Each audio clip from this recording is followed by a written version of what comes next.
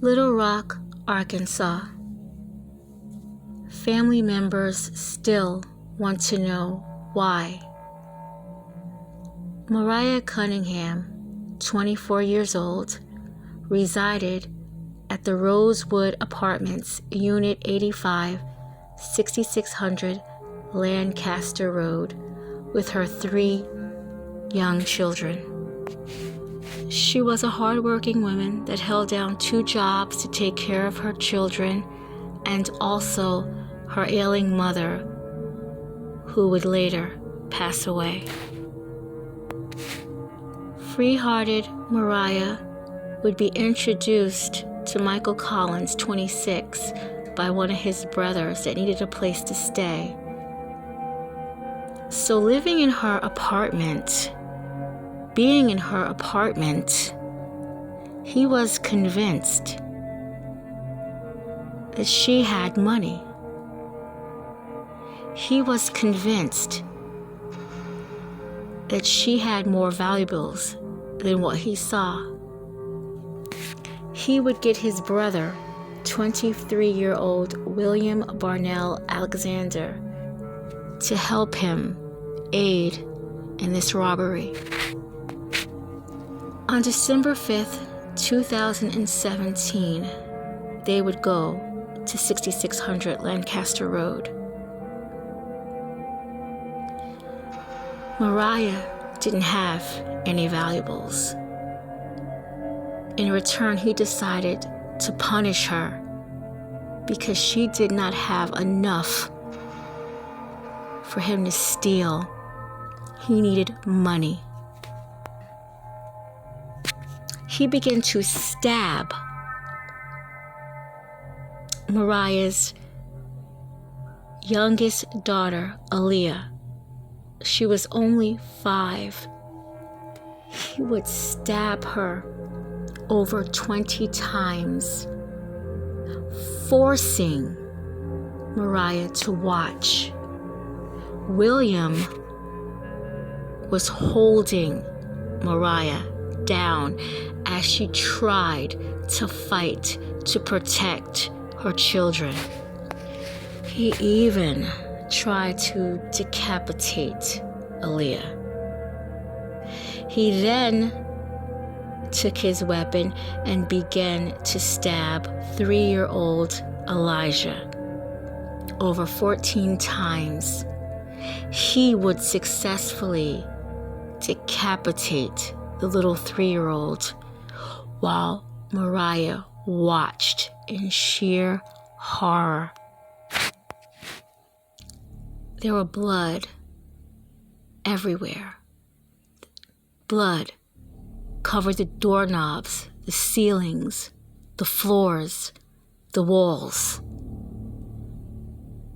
I could never imagine what Mariah faced those last few minutes of her life, because then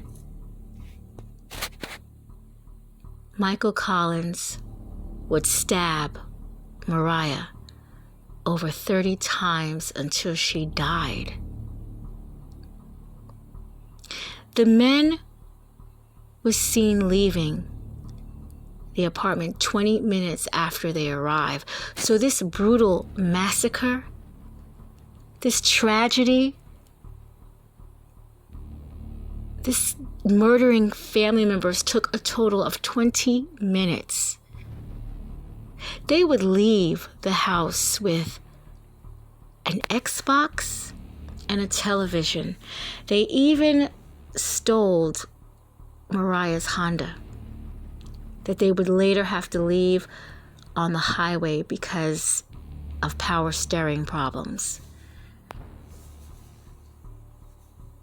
The children's great-grandmother, Sheba Cunningham, would show up to the apartment with Mariah's other daughter because the children did not show up for school, and she was checking on them. Quote, to come and find all 3 of them on the floor dead. It's just unbelievable, unquote, The grandmother had to see this. She had to see the crime scene, the massacre by these two people that were supposed to be acquaintances of this young woman. She had to see her family lying butchered and dead on the ground. Where were they? $50,000 in reward money to find access to who did this? Where were they? With excellent police work, they would find Michael Collins in Chicago. Ultimately, they would find William Alexander next.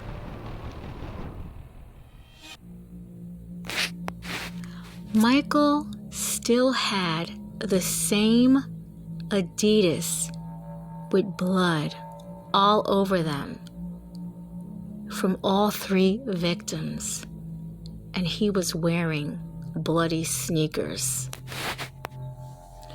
A transcript from recorded conversations by Collins, quote, "Yep, I did everything. I did the whole 9, and then I forced my brother to go with me. I'ma be in here, man. I'm tired of looking at these 4 walls. I gotta wrap my mind around being in this motherfucker for life. Now I'm just sitting here like, I hope I don't go to hell," unquote. Michael seems to be pathological and self-centered.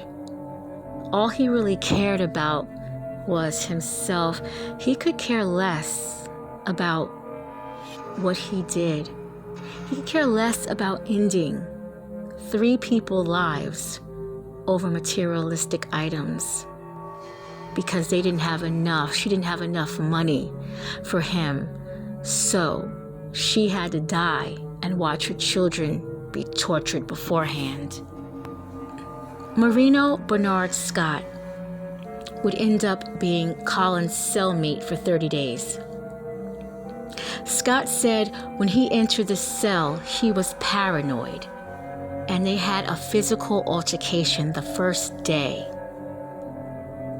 Over the 30 days, Collins would share his story.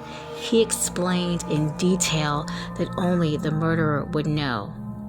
Collins was worried about getting a death sentence, and he was also worried about finding his DNA in her home. His testimony would ultimately help.